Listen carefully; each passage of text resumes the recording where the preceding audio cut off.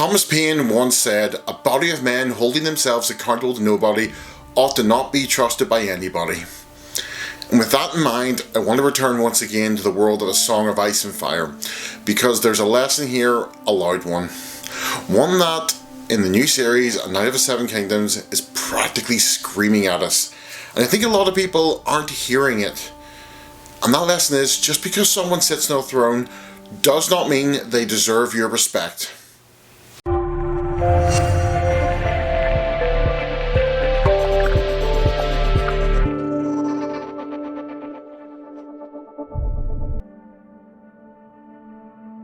Okay guys, before we get into it, quick disclaimers.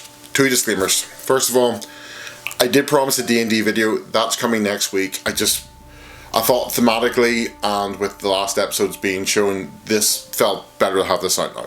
So I'm sorry. Next up, I want to say this is not an endorsement of any political figure or party, and this is not a condemnation of anyone in specific. This is a condemnation of the systems that we have and the patterns that we have as people.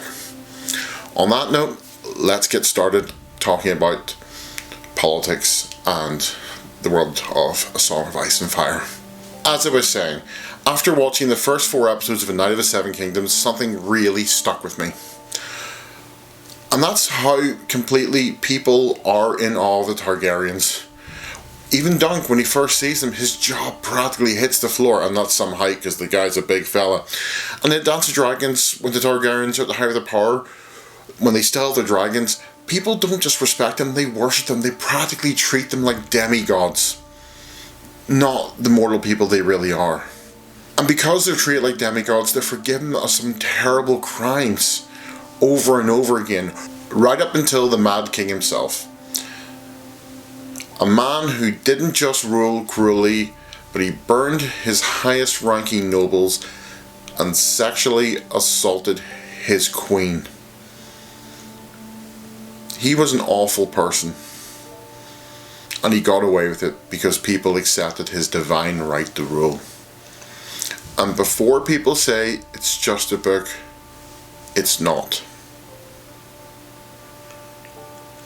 There's plenty of examples throughout history of kings, some queens, and politicians, princes, or dukes, whatever, getting away with the most vile things because people think they have the right to get away with them. But they don't, and that's what this video is all about. In the world of A Song of Ice and Fire, the big problem is the Targaryens believed they had the divine right to rule. Not only did they believe it, people believed it. And some people will probably argue that they actually did because they conquered the Seven Kingdoms. But this is where fantasy starts to mirror the real world. Being in charge does not mean there is anything divine behind you, it's just power. In ancient China, there was the idea of the mandate of heaven. Only the good and just rulers had the right to govern. And if they failed their people, they lost that mandate and they lost their power. Power was conditional, but the Targaryens, they conquered Westeros with fire and blood.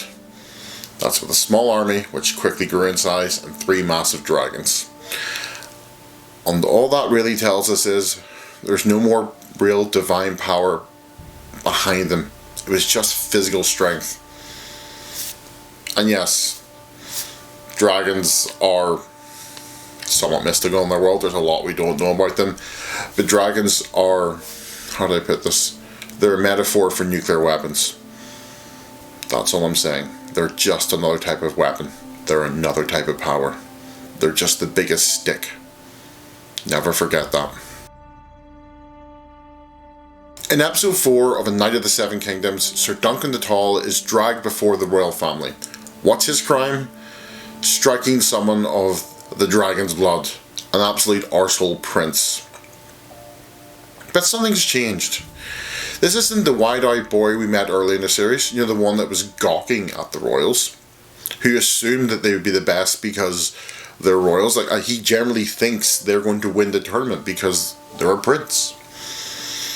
He isn't meek, he isn't afraid, he looks at them and he finally sees them for what they are. They're just flawed people. You might just say that the Emperor finally has no clothes. Sir Duncan is forced into a duel he challenges himself, but if he doesn't do this, he dies. Even then, his noble opponent cheats, turning it into a duel of 7, knowing full well that the penniless knight will struggle to gather 6 allies to face a prince and his personal guard. And this represents the rich and powerful stacking the deck in their favour as they always do against the regular folk. Duncan calls for champions. Men do answer, but not all for noble reasons. 1 comes for glory, 2 come for revenge, 1 comes for friendship, 1 for faith, and finally 1 comes for honour. Half these men come for selfish reasons. And we see this pattern time and time again. People worship lords and ladies, but it's mostly a lie. It's propaganda. I'm really simplifying things here, so I know this is going to be quick, but let's look at other points in Game of Thrones, the series, when Tyrion saves King's Landing, but Joffrey gets all the praise and credit. The Kingsguard are supposed to be the most noble, wonderful knights in the world of A Song of Ice and Fire. They spend most of A Game of Thrones beating the shit out of Sansa, a child at that point in the series.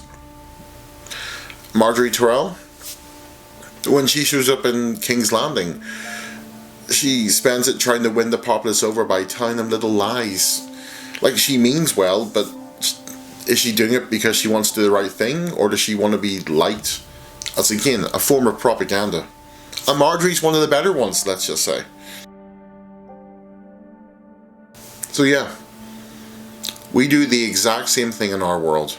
We worship the rich, we worship the powerful, we treat power as proof of virtue. And yes, there are good ones out there. There are good billionaires, and there are good politicians, and maybe there's good royals. I can think of 1 or 2 off the top of my head out of the royals that aren't so bad. But how much of that's real? But statistically, they have to be there. In reality, if you're rich and powerful, you or your family or your ancestors likely climbed there on a mountain of debt, suffering, and broken bodies. A little over 100 years ago, our forefathers went to war because kings and emperors decided to play chess with Europe. Millions died for pride and ego, all for unaccountable power. Eventually we moved on from fighting over crowns to fighting over ideologies. Now, I'm not naive enough to think we can eliminate every corrupt ruler. I'm also not naive enough to think that every war is completely unjustified. World War II. Fascism needs stamped out. There, I admit it. And I'm anti-colonial. So yeah, it resulted in some good things. We had a good run of peace because of World War II as a species. I know there was a lot of chaos with the Cold War and the wars on terror, but overall this was one of the longest running times of peace in human history. But I feel that's slipping away. But I do think we can remember this. Power without accountability is not noble, it's dangerous. And whether in Westeros or in the real world, everyone should be accountable.